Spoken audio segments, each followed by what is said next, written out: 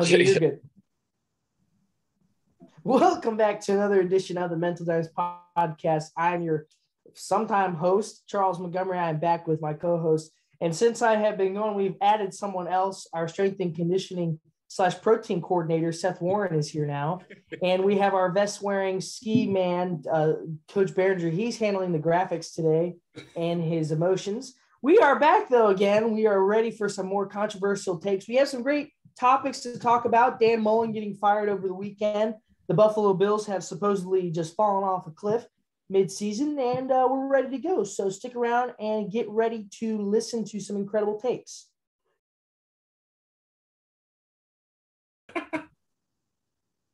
Gentlemen, welcome back to me. I'm back on the show. The last time we did this show, I did the show. Coach Maynard wasn't here, and we didn't have Seth as a full-time cast member. So we've gone through some changes. And it wasn't snowing then either, I hear. It wasn't snowing.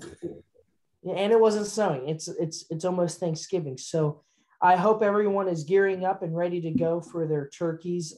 Coach Behringer is ready with his fryer out in the parking lot, hopefully to God.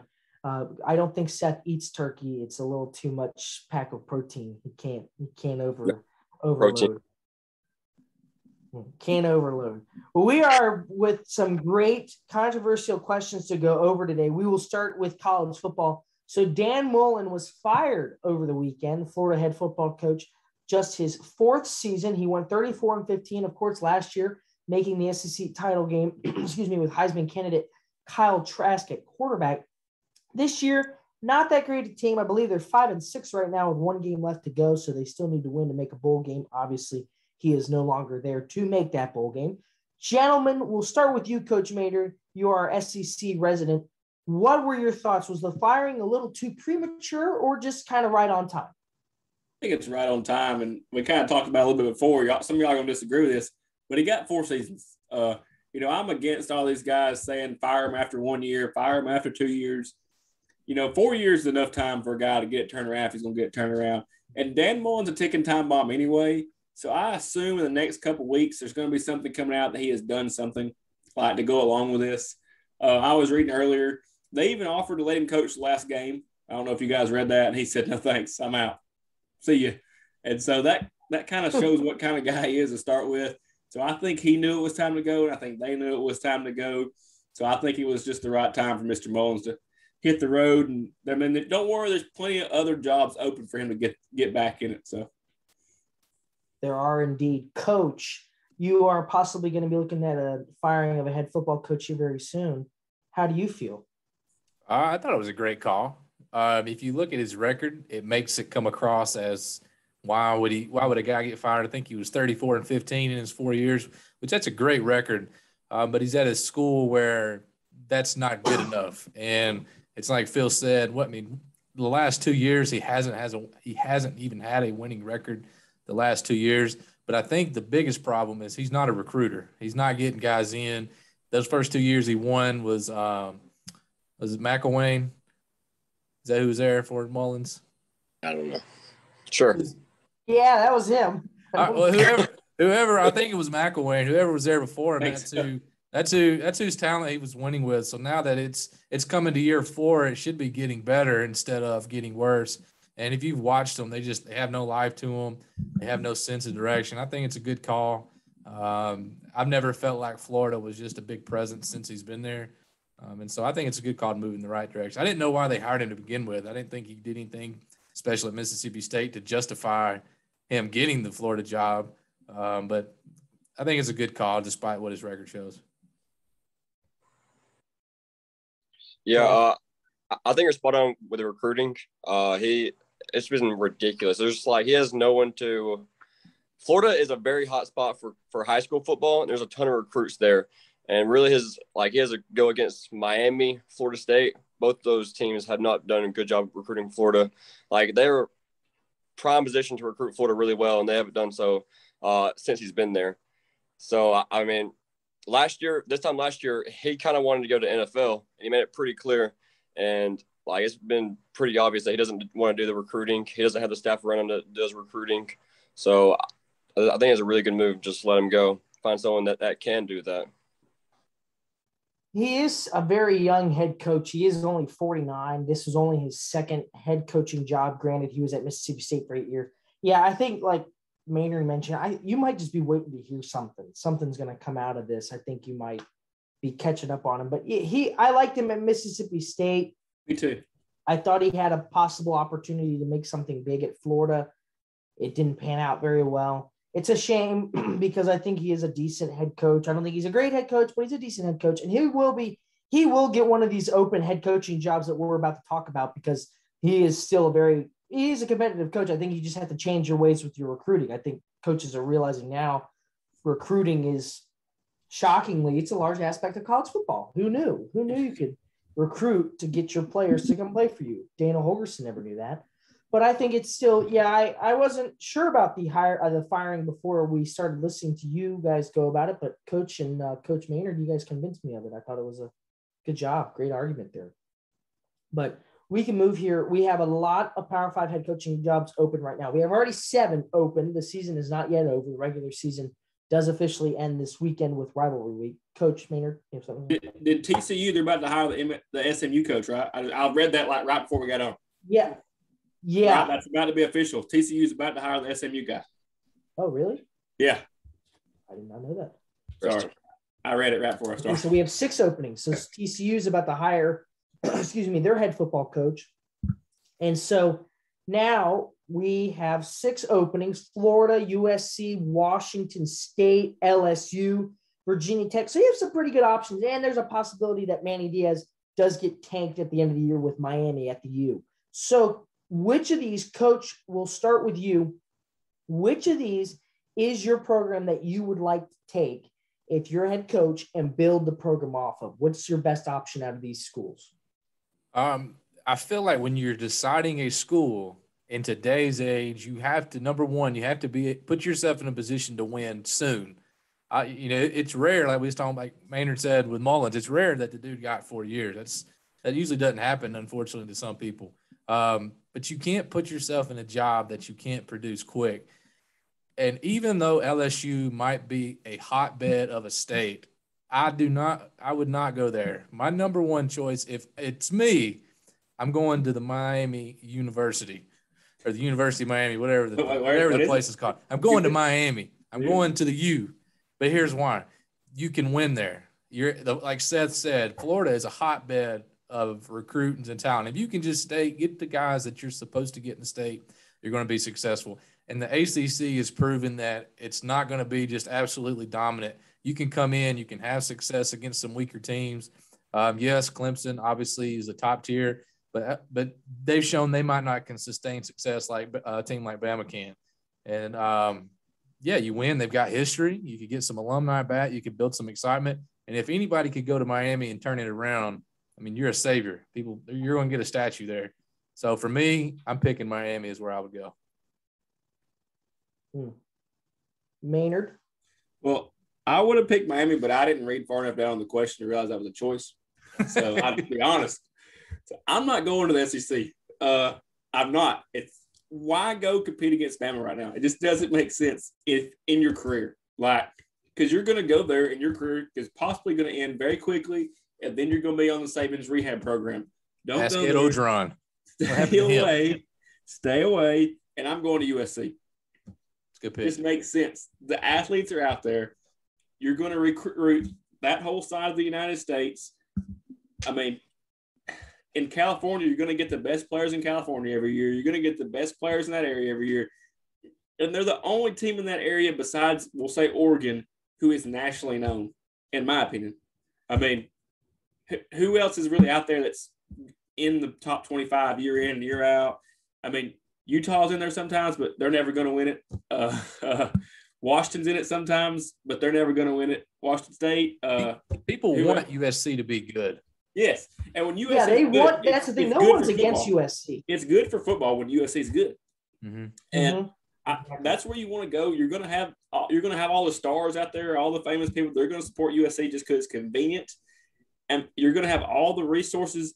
And I don't understand why somebody can't go into USC and dominate recruiting. You should dominate that half of the United States and get every big player and they're just not doing it. And that's whoever they hire has to be he can know nothing about football. He has to be able to recruit. That's my opinion. Yeah. Know nothing about football, recruit and hire good people around you. That's your job. I've never been to Southern California, but I have been to Miami, and I struggle. There has to be two of the greatest cities for a college kid to live. How can it be so hard to get guys to come there? That's the part I'm not understanding. Don't worry. When Miami comes open, Lane Kiffin's going, boys. Let me tell you, the Lane train is already out. Ain't blaming him. Ship is sailed. Y'all made some really good points. However, if you go to those schools and play in weaker conferences and you don't win, I feel like you're on the hot seat even quicker. I'm taking the LSU job. I feel like LSU is a massive, giant program. They can recruit with the best of them, no matter what they do. Like, I guarantee they'll have a top 10, top 5 class this year, even though they have a brand new head coach going to.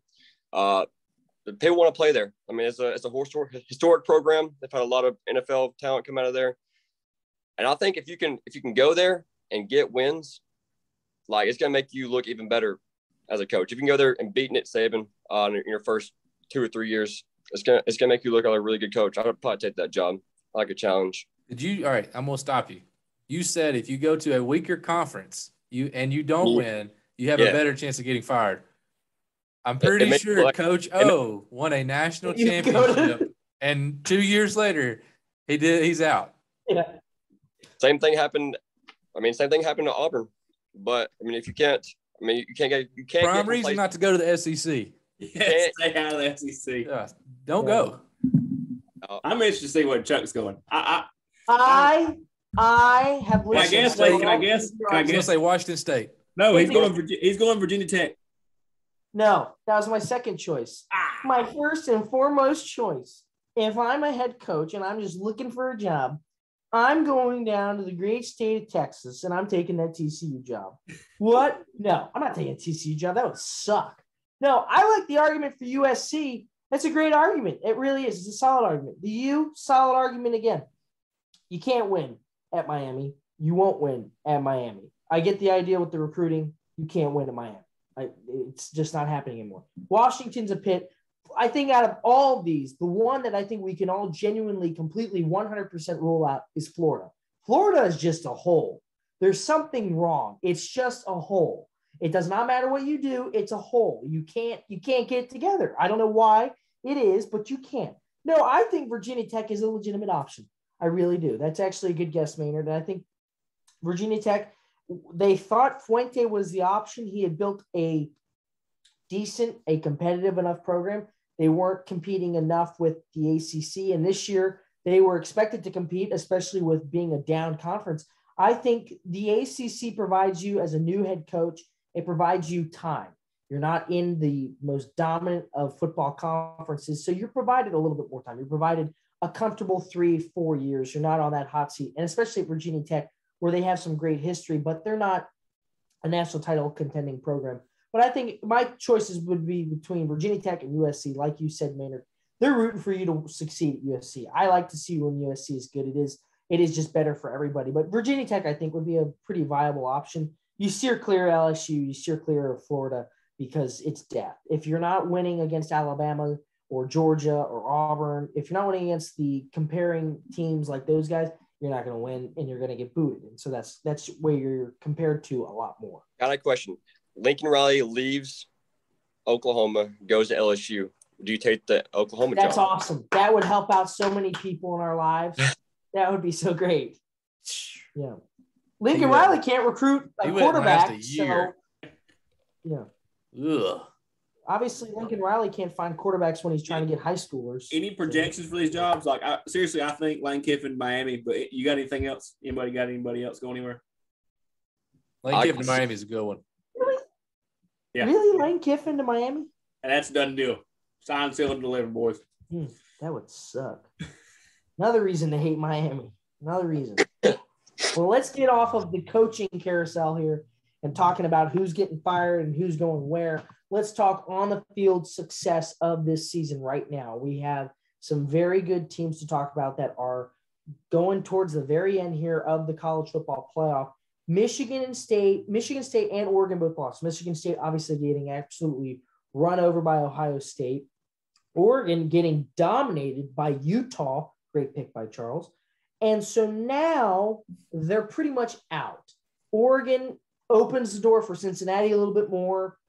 Michigan State really, really closes the door on the possibility of a 2-team Big Ten playoff. It really loses that opportunity. So now with your options of Georgia, Alabama, Ohio State, Cincinnati, you have Oklahoma still. You also have Oklahoma State and Notre Dame.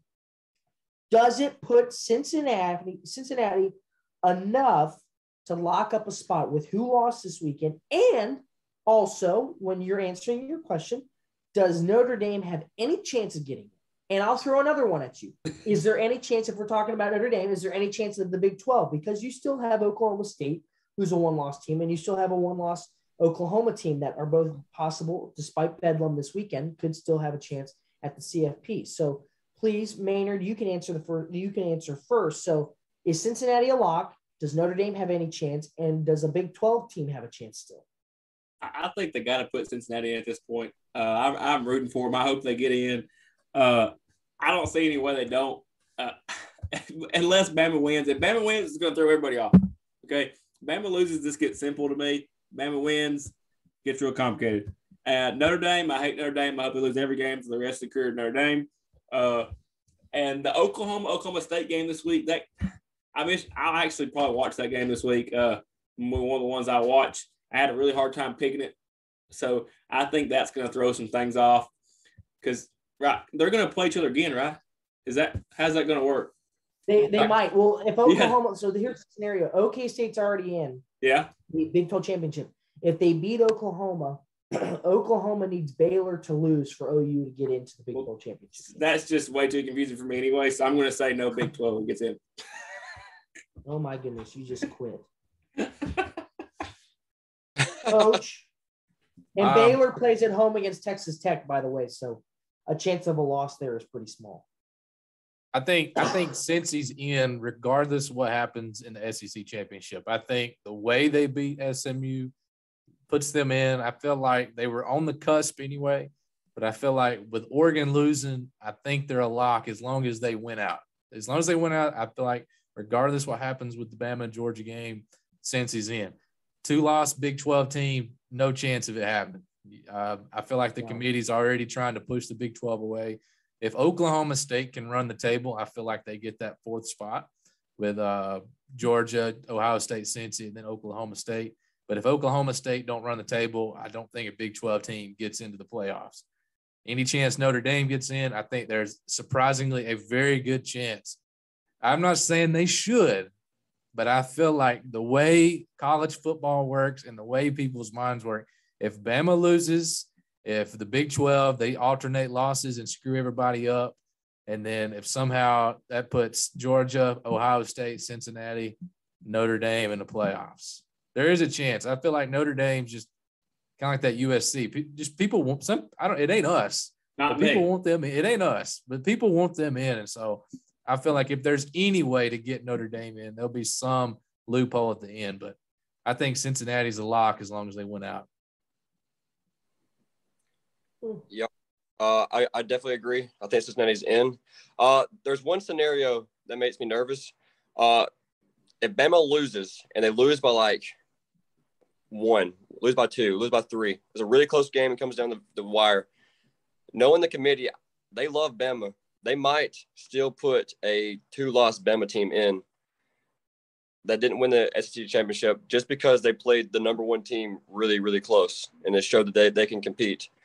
Also, if we're talking about Oklahoma State, if they win out, it's going to be like you got to put them in a 1-loss Big 12 team.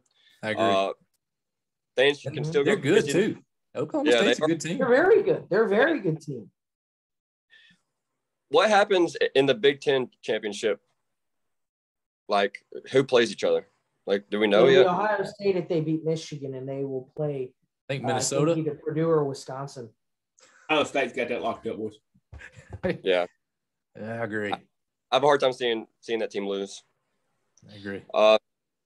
Notre Dame, I think you're spot on. They have a chance to get in, but I think them not being in a conference has really hurt them. I think if they don't get in, they might join a conference next year just because of this. I can see that happening. I think Cincinnati has a great chance to make it. They still have to get through East Carolina on the road, who's not a pushover. And then they get to play Houston in the championship game if they do.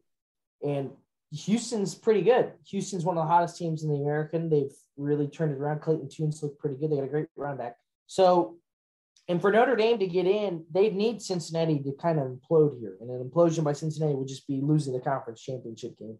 And if Oklahoma State beats OU this weekend and then goes on to win the Big 12 championship, which if they play Baylor, they'd probably beat Baylor, then yeah, I think you'd have to consider putting them in. And then you'd have to consider maybe putting a one-loss OK State team who has probably the second best defense in the Power 5 behind Georgia in the CFP instead of a two-loss Alabama team. OK State doesn't have the greatest offense, but they have one of the best defenses in the country easily, and they still have a very decent quarterback.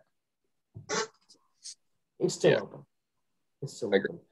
But let's switch over quickly here before we get to our game picks. We'll talk about the NFL. So the Chiefs are looking okay. They look pretty good. They won 19-9 against Dallas on Sunday, yet another boring Kansas City game, and beat up Dallas. So now the question is, are we looking at the Chiefs as in they look alive and they look like they're a decent team? Oh, so now we're going to save the NFL for the guest picker? I turned my phone off. All right. Well, we'll save our NFL segment for the guest picker. Let's switch over to that one.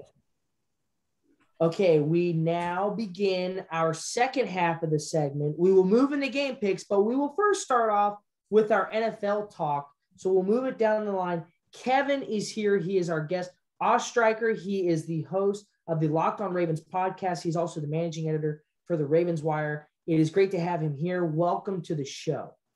Yeah, thanks so much, guys. I'm excited to talk football, especially the Ravens. Yeah, especially the Ravens. Coach Behringer has to throw it in my face that we have the Ravens this week. So we will start it off without talking about the Ravens. We will talk about the Chiefs-Cowboys game first. It was a great 19-9 Chiefs win. So now the question is, are we more concerned about the Cowboys or are we more feeling pretty good about the Chiefs? Coach, it was your question. You start us off. What are you feeling? Like I said last week, Chiefs got that swagger back. Chiefs are good. The Chiefs have been playing well. I don't think there's too much concern for the Cowboys just because of the injuries they had. Dak didn't have a CD to throw the ball to in the second half. He didn't have Amari to hit him up early. But the Chiefs are back. They look good. They're playing good. They're doing all the right things. So I think we need to be hyping the Chiefs up because you don't really want to get in the path of them the way they're playing right now.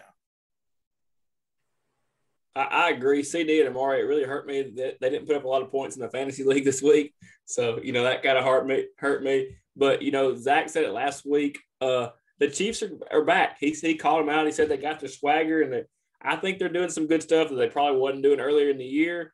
And they got so many playmakers. They just got so much stuff. I don't see how they couldn't get it back, and I think they're going to start rolling from here on. Yes, something about really good teams, really good football teams. They don't stay bad for very long. The season's very long, so they have a lot of chances to get better. And if you look at the schedule they have left, there's not really a team that I see that they have a chance to lose. I mean, obviously it's the NFL; you can lose at any point. But I could see realistically them finishing 6-0, finish the season. It also helps when you have Patrick Mahomes as your quarterback. I hear he's pretty good. Decent. Kevin, how do you feel? Your team did beat the Chiefs actually earlier in the year. So how do you feel about their little recent turnaround? Yeah, I always felt like with the Chiefs that they'll go as far as their defense takes them. We know Mahomes, we know Hill, we know Kelsey, but their defense was pretty bad to start the season. They've kind of turned it around. You mentioned the injuries, no CeeDee Lamb in this one. He's out with the head injury, but still holding a Dallas offense to 9 points is pretty impressive in itself. They have playmakers on that defense. So yeah, I'm not too worried about the Cowboys. I think this is more of, hey, the Chiefs are starting to figure it out. And this is a good football team. I wasn't expecting them to all of a sudden not make the playoffs this season. So this was expected for me, but I'm going to say this is more about the Chiefs and the Cowboys. I think I agree. I think the Chiefs look very, very good. I resent one thing. Seth said they look 6-0 to finish out. Seth, they still play the Steelers, so back it up a little bit. And they go play at Cincinnati. So I stand by my statement. Okay, whatever, Seth. Whatever. Seth doesn't even know what football is. He was an All-American in rugby. But no, I think the Chiefs have really turned it around. They've won 4 in a row, and they've looked very, very good. They looked dominating a week ago against the Raiders. They didn't look unbelievable against the Cowboys, but they shut down the Cowboys pretty well. And the defense, like Kevin mentioned, the defense was a big piece of this team that was just the complete limiting factor through those first 7 games. So they've turned it around quite a bit. They look pretty good. And then now let's shift really quickly. Last topic here. A team that hasn't looked very good and was looking like a surefire Super Bowl contender, possible Super Bowl champion out of the AFC. They've kind of fallen off a cliff here. The Buffalo Bills, they get dominated 41-15. Jonathan Taylor, obviously his 5 touchdown performance was a big piece of that one. Coach, are you worried about the possible playoff chances for the Bills, considering especially with the division they're in, the Patriots have really started to heat up a little bit here. Are you concerned for Buffalo? I'm concerned if they don't win the division. Obviously, Bill Belichick does a great job. There's a reason he's one of the greatest of all time in the NFL and doing what he's doing. But the Bills' offense has been too inconsistent for me to feel comfortable moving forward and saying, hey, they're a lock for the playoffs. That's another tip of the hat just because of how deep the AFC is. The AFC North, we've been talking about it all year. They have a lot of good teams. The Cleveland Browns could show up and win 6 in a row if they wanted to. Same with the Steelers. I mean, not knocking anybody, but any of those teams have the potential to roll off 6 in a row, and that puts the Bills in jeopardy, especially if their offense can't be consistent. I feel like their run game has been one of their biggest problems. Zach Moss and Devin Singletary, they've not been able to consistently get yards when they need it. And, I think they only put up 9 points against the Jaguars a couple of weeks ago. And then this week, Josh Allen just looked awful. I'm sorry, 6. They just looked awful against the Colts. Bad. So I think there is some concern there, especially from the offensive standpoint. I agree with you. I think there's a lot of concern. They have the Patriots left to play twice. They still have the Jets, and they still have I had it on there. They have a lot of conference games. Is what I'm trying to get. And they got the Patriots twice, so it's up to them. They can, it's hard to say. They can come out against the Patriots and play real good, or I'm not ready to say they're in or they're out either way. So I'm still undecided, and I'm never like that, and I apologize. If anybody's going to have a good answer, it's going to be Bill Belichick, and that doesn't bode well for the Buffalo Bills. That's just the reality of it. Yeah, thank goodness they're 3-0 in the division already to start too. So, Seth, any points here? The Bills at their best is a Super Bowl contender, and it's kind of crazy that we're having this conversation about if they're going to make the playoffs or not. And I think it really comes down, like, in their divisional games they have left, what team shows up. I mean, the Patriots defense looks really good, and the Bills offense at times looks really bad. So I think it'll be a fun game to watch, both of them, I think. And, it's going to work itself out. I think in 2 weeks we'll have more answers when they play the Patriots first time. Kevin? Yeah, I think overall you guys hit it on the head. When looking at the Bills, I'm not necessarily here to say they're not a playoff team. I think they absolutely are. But in the division, they're going to have to win those games against New England. And the whole AFC in general is just so out of whack right now. It's like every week there's a new team on top, then that team loses to a team they shouldn't lose to. So I think for Buffalo, they're at least going to be a wild card team. They're too talented not to be much like a lot of these teams in the AFC, but it's a matter of, these divisional games are important. It's much like what the Ravens are going through right now. So I think for Buffalo, their run game hasn't been great this season. This game against Indianapolis is, I think, just game flow. They got down by so much early. They couldn't run the ball as much as they wanted to. But I think the Bills, they'll be fine. It's just a matter of can they win their division or not, because New England, you mentioned Bill Belichick and that defense that they have over there. It's a very talented team. With what they have left, you get to play the Patriots twice and then the Jets as well. That's it for your division. You're already 3-0. You have to feel comfortable enough right now. And then you get to play all 4 NFC South teams, who is a hit or miss division right now. You have the Bucs, the Saints, obviously the Panthers, and the Falcons. Falcons are tough to figure out each week.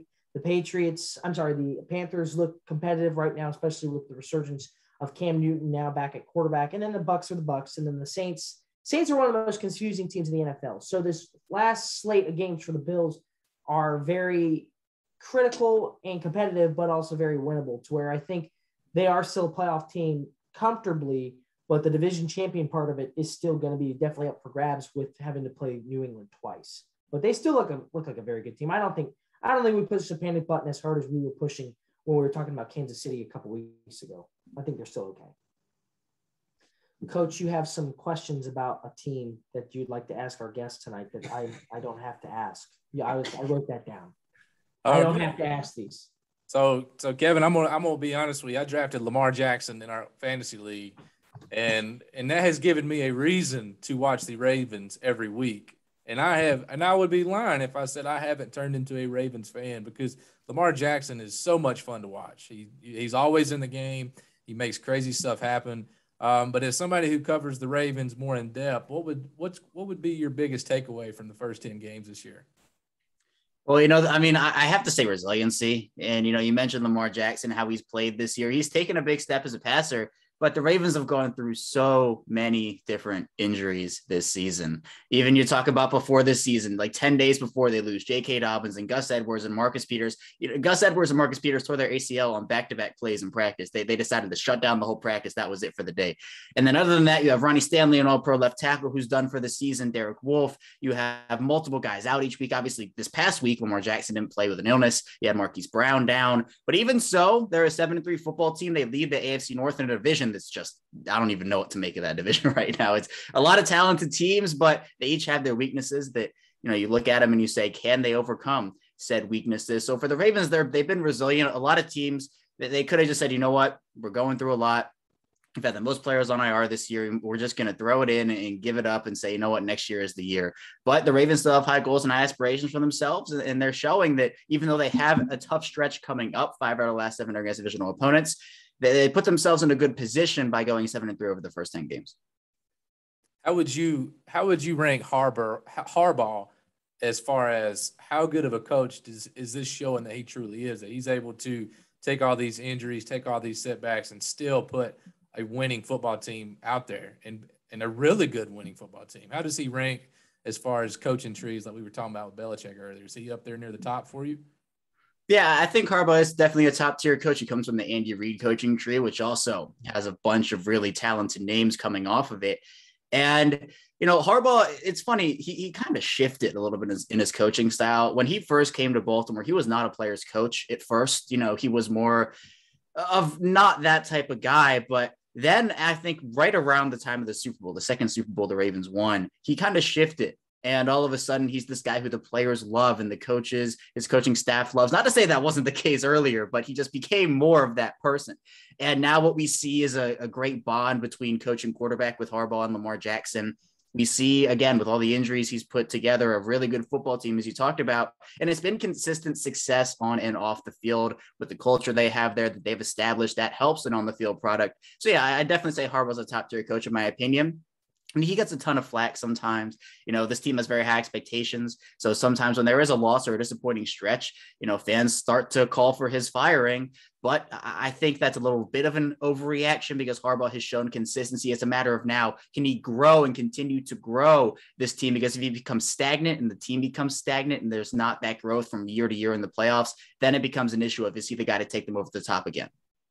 But Lamar's a great quarterback, and I really enjoy keeping up with him this year because he is – some weeks destroyed Zach's hopes and dreams, and he's really complained. Like 1 week he loves Lamar, and 1 week he hates Lamar. So it's been entertaining for me, at least. It's been all love since week 3. I think at one time you tried to trade him. We were going to be Zach. Yeah. Just for show. Just for show. But Lamar has been a great player, and the problem I see is he's really great in the regular season. Is this the year he takes the jump in the playoffs, or what's your opinion on that? Yeah, I think the Ravens are a playoff team, so I think Jackson is going to have the opportunity to do that again. And I think he definitely could. Now, again, this team has gone through the injuries. The offensive line has not been amazing this year. Lamar Jackson is under constant pressure. And I don't really think any quarterback, regardless of who you are, even if you are a Lamar Jackson type player, if there's a defensive player in the offensive backfield every 1 or 2 seconds, it's really tough to maneuver, even if you can't escape from the pocket. So when he does have a clean pocket, he has shown the ability to throw to what is, by the way, the best receiving core that he's ever had. He was throwing to guys like Michael Crabtree and Seth Roberts and Willie Snead, and, no knock on those guys, but they're not a Marquise Brown or a Rashad Bateman or even a Sammy Watkins type player. So you also have Andrews in there. I think that Jackson can definitely take that leap in the playoffs. I'm sure he thinks about it a lot. And, this team, they want to win a Super Bowl. They've been talking about a Super Bowl for years and years and years, ever since Jackson came in. The first thing he said when he had that Ravens hat on at the 2018 draft was the Ravens are going to get a Super Bowl out of me. So he wants it. He's motivated. He wants to win for his teammates. And I think in the playoffs, obviously there's that narrative behind him saying, oh, he can't perform in the playoffs. He's a regular season quarterback. Well, he won in the playoffs in 2020, the 2020 playoffs. So I think that for the Ravens, they're going to go as far as Lamar Jackson takes them. And, if he can take that leap in the playoffs, I think that's pretty far. What do you think the backfield situation should be? Obviously, there's been a lot of injuries. I know they just released Le'Veon Bell. Do you like Murray leading the way? Do you like Devontae Freeman coming in? What's your thoughts on the backfield? It has not been amazing this season. The losses of Dobbins and Edwards have definitely hurt, and I don't know what team they wouldn't have hurt, but I think it's been a tiny bit of a shock just how inconsistent or even just downright crippling it's been at times, because in an NFL offense, the run game feeds off the pass game, the pass game feeds off of the run game. And even though the Ravens have taken a big leap in the passing game, I would really have liked to see it with just what an offense with Dobbins and Edwards could have been. Devonta Freeman, he started slow, has looked a bit better, but has not had that big playability. Latavius Murray at this point is really just shown he's a north-south runner, which is fine. It's more of like a Gus Edwards role. But, losing a player like Dobbins and Edwards back to back, the Ravens entering the year did not have a carry, yard, or touchdown from a running back on their roster in 2020 because they just lost everyone. So I think that this team is hurting at the running game right now. And it's not all in the running backs. I talked about the offensive line. The running lanes just aren't there at points. You're missing the explosiveness, the big playability, the cutback ability, the balance of these players. And it's showing on the field to the point where I thought maybe, we're almost 3 months into the season now. You would think, all right, this is like a 1 month thing. They're getting used to the offense. They just signed. But here we are, late November. I think, you can start to make really good assumptions about just how good the running game is. And right now it's mediocre, I'd say. All right, I think we've heard enough about the Ravens and how great the dadgum Ravens are but great. Thank you so much for the insight. They have been a very improved team. I think Lamar Jackson, I don't give him a bad rap. I think he's so great. I love him. He's the MVP, Chuck. MVP. All right. Okay. All right. You lost me too far. But now is the time for our game pick segment. So we will pick 5 college games and then we will pick 3 pro games. And today we have a doozy of a lineup here. It is rivalry week in college football. We have the Iron Bowl, of course, not a big deal because it sucks. The spread is ginormous. It's worse than the big game against Michigan and Ohio State. That's not good there, Auburn fans. We will start with the Auburn-Alabama game. We're going to go a little bit out of order here on our listing here. The Iron Bowl, number 2 Alabama at Auburn. We'll start with our resident Saint Auburn fan, Maynard. Who do you like here? Well, I refuse to say one of those words on that list, so I'm going to say that Auburn loses, and that's how I'm going to give my quote. I know that there's he something. He picks against his own team. How dare he? I learned that move from you, Chuck. See, what had happened is I'm at the bottom of the list right now on picks. And so for this week, I'm not going with the teams I like. I'm going with who I really think is going to win, so I can maybe move up the scale. So I'm going to say Auburn loses, and I'm still not saying the name of that team. Okay. Coach. I think it's Alabama cruises easily. I think they get on track. They get ready for the SEC championship. They're going to win by about 4 touchdowns. Seth, you're a big-time Auburn, Alabama, fan. Who are you going with here? I will be at this game, and I will be cheering for Auburn. I think Bama's going to win, and I think Auburn will cover, though. Oh, okay. Okay. Congratulations. Interesting. Kevin, who are you going with? Please. Yeah, so far we're 4 for 4. I'm also going with Alabama. I just think this is a game that will be relatively easy for them. No shade to Auburn, but I think it's Alabama here. Yeah, I think I have to go with Alabama. It's the surefire pick here. Auburn is a 19-point underdog. 19-point underdog against the Alabama Crimson Tide on Saturday. I think I got to go with Alabama. Well, let's move back to Thursday's game. It's the Egg Bowl, number 12 Ole Miss at number 25 Mississippi State. We're always expecting something crazy here. Offenses, players pissing on the football, fake, obviously. We're always expecting something to happen here, but it is a great game. Lane Kiffin, we're going to start with you again, Maynard. You're the big-time Lane Kiffinite here, so who do you go with? Oh, you know I'm taking the Lane train. Matt Corral, he may have his Heisman moment this week. I'm sticking with him to win the Heisman. I'm not giving up. But this has got to be a game with two of the greatest characters, I will say, as head coaches. There should be some really good quotes before, after this game, or maybe even halftime. Somewhere in there's going to be some really good quotes. One of them has to say something dumb. They just can't help themselves, and hopefully it won't be Lane. But I got Ole Miss winning. Coach? This game scares me. I'm going with Ole Miss, but I don't feel good about it. But I'm going with Ole Miss, but I don't feel good about it. That's all I'm going to say. Sad. I think just looking at it, you got to go with Ole Miss. But I just love Mike Leach. He's been showing that he can win some games that he's not picked to win, and I think he can keep doing that. So we're going to go on a limb. I'm going to say Mississippi State. Ooh, Lordy, Kevin. I've gone back and forth on this one, but at the end of the day, I think I have to stick with Ole Miss. I just think, if there's room on the Lane train, I'm going to hop on it, and I'm going to say Ole Miss. There we go. I think Matt Corral has the opposite of his Heisman moment. I think he breaks his legs on Saturday. Don't. I'm kidding. He declared for the NFL draft. The fans will not be behind him on Saturday. You watch. They're going to turn on him, Maynard. It's going to get ugly. I'm going with Mississippi State just because of that video of Mike Leach talking about candy corn. You can't beat it. Mississippi State's going to win the Egg Bowl.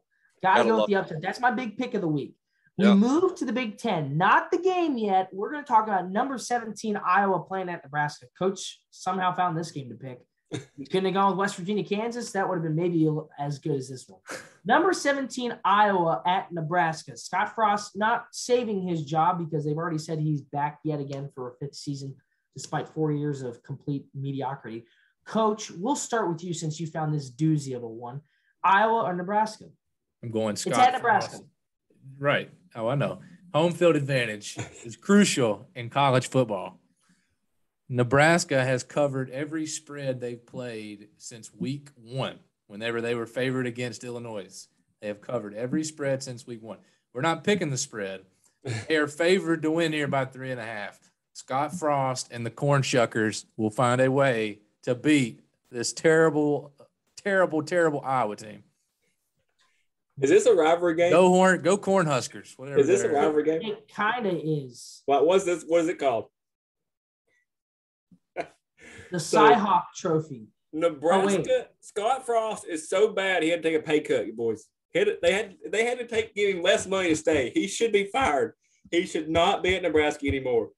I agree, Nebraska's a terrible job. Who wants to go coach Nebraska? Not I. Okay. But he should still be fired. So I'm going to pick against Nebraska. Sad. You're going with Iowa? Yeah. He's going with Iowa. Okay. He's I wasn't sure what just happened. He just went on a Behringer tangent talking about the losing team and then picking the other team. Sad. Who are you going with? There you go. I just want to say that I had no idea this game was even going on. Exactly. Exactly. Iowa's been a team that's been looking really bad. Nebraska is probably the best really bad team. So I guess good way to put it. I'm gonna go with Nebraska. Woo! Let's go. I'll go with them. Cannon. Yeah, it's kind of weird to go with a Scott Frost team, but I'm gonna go with it, and I'm gonna say Nebraska. Go out on a limb here. My man. No. All right, fine. I got to make up some ground. I'm 4 games behind Behringer. I'm not picking Nebraska just because it's Scott Frost. I have the Iowa jersey on today, kind of. It works. I'm going with Iowa, especially since Coach didn't go with them. And I got to keep going with the trend here. Now it's time for a game we all know is happening this weekend. Number 4 Ohio State is at the Big House to play number 6 Michigan. It's only a 6-point underdog for Michigan, one of the best spreads they've had in like 5 years against Ohio State. Coach, is it the chance of a lifetime for Jim Harbaugh to get it going, or Does he lose yet again? He's never beaten Ohio State since he's been at Michigan, correct? Is that right? Correct. That's the whole point of our thing. He eventually has to win one.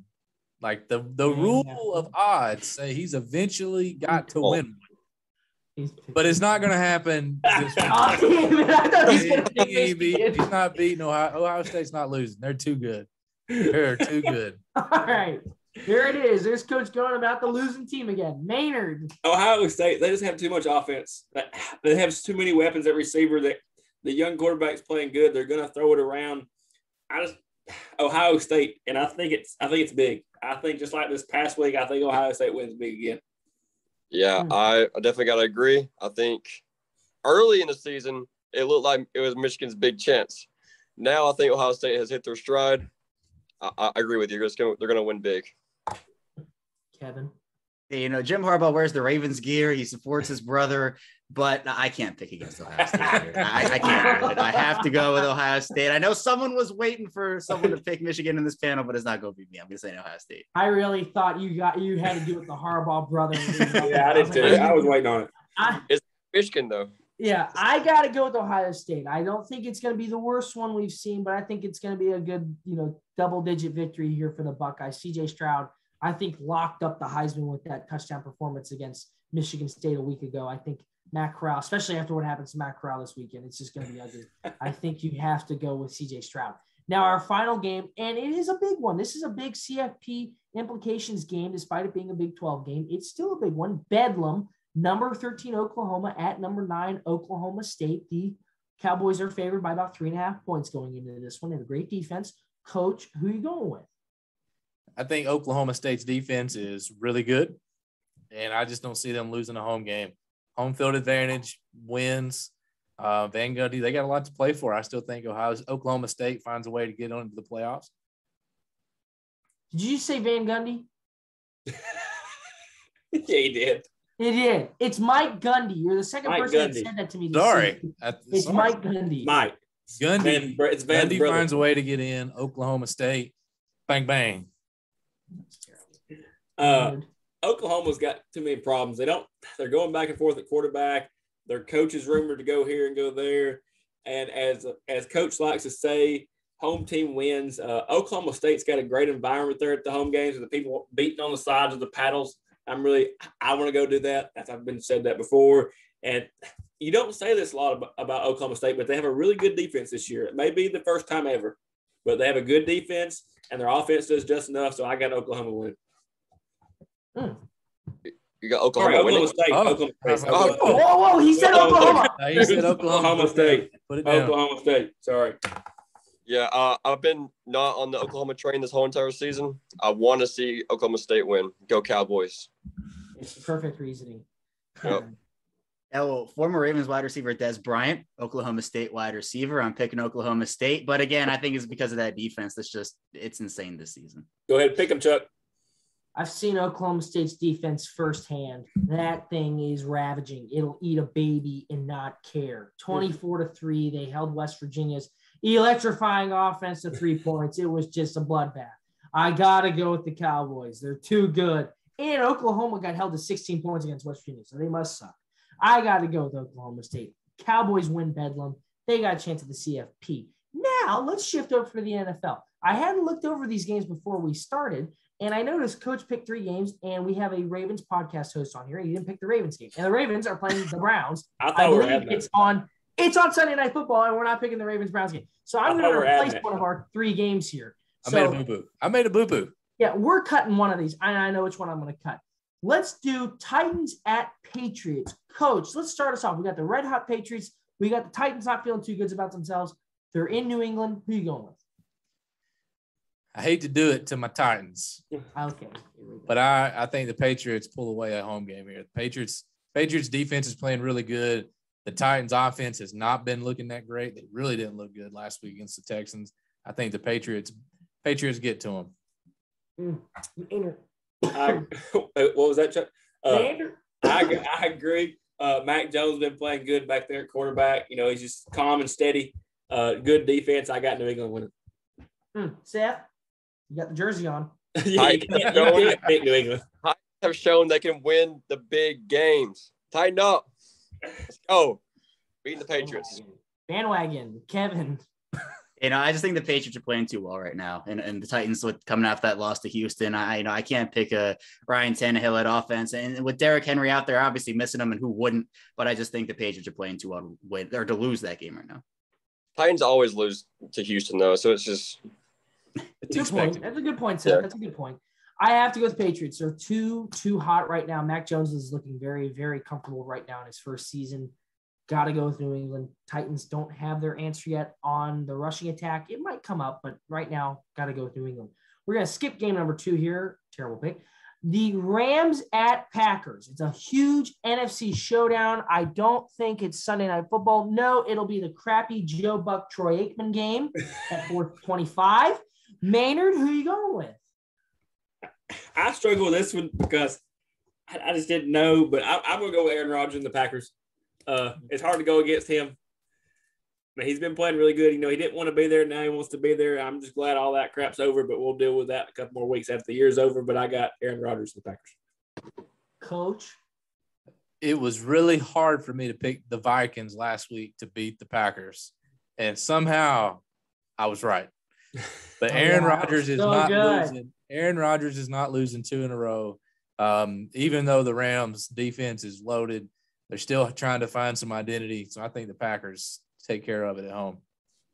Yeah, I definitely agree. I'm never going to pick against Aaron Rodgers. He's just too good. I know I was wrong last week, but yeah, you was. In a row. Kevin. I think this will be a good one, but I have to go with the Packers as well. Picking against Aaron Rodgers is a very daunting thing to do it. I'm not going to do it here. Coach, who'd you pick again? I've had the Packers. All right. I'm going with the Rams. Rams are not going to lose 2 games in a row. They have looked god-awful. They looked terrible last week. They get the nice long bye week before Thanksgiving. They get to go to Lambeau. It's not a great place to play. It's going to be chilly. It's Thanksgiving weekend, of course. Can't go against Aaron Rodgers. He just came off a very nail-biting loss against Minnesota. I gotta go with LA. I gotta be the lame duck here, and I gotta catch up to coach somehow. So here we go. You're only gonna make it further and further away, Chuck. I don't believe so, sir. I think you will rethink those words next week when we do this. Now, here we go. I fixed it. We actually have a game to pick now. Sunday Night Football. Browns at Ravens, a crucial AFC North game. The Browns still in the AFC wildcard hunt. The Ravens coming off a huge win without quarterback Lamar Jackson. He should be getting over his sickness in a timely fashion this week. So now here we go. We have a Ravens podcast host on. Coach, we're going to put you on the spot here since you didn't have this game lined up. Who are you going with? You can't look at your stats now. You just got to go off a gut.